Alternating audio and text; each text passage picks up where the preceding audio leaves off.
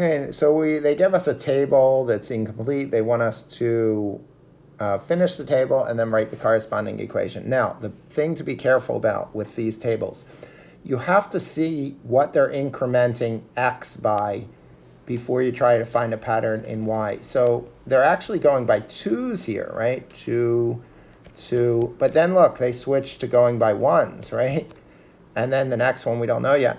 So when I figure out what's happening here, I'm really figuring out what's happening for 2 moves to the right in the x. So we subtracted 10.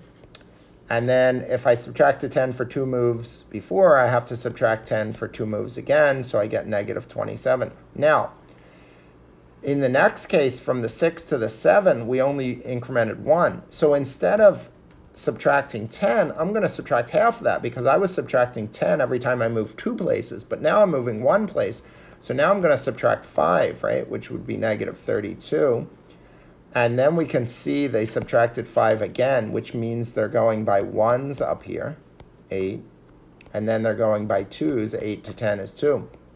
So now I have to go back to switching to 10 because I'm going 2 spaces. So negative 47.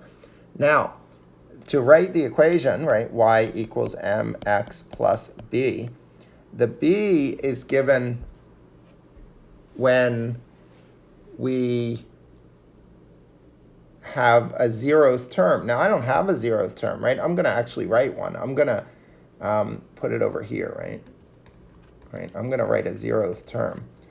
And in this case, to go from 0 this way, I added 2.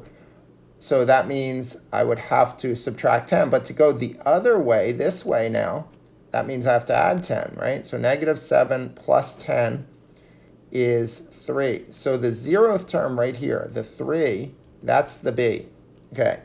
And when we increment by 1, this is the slope, right? When we're incrementing by 1's. So now I know the m and I know the b, so I could write the equation as y equals m, which is negative 5, x plus b, which is 3, and I have the equation of the line.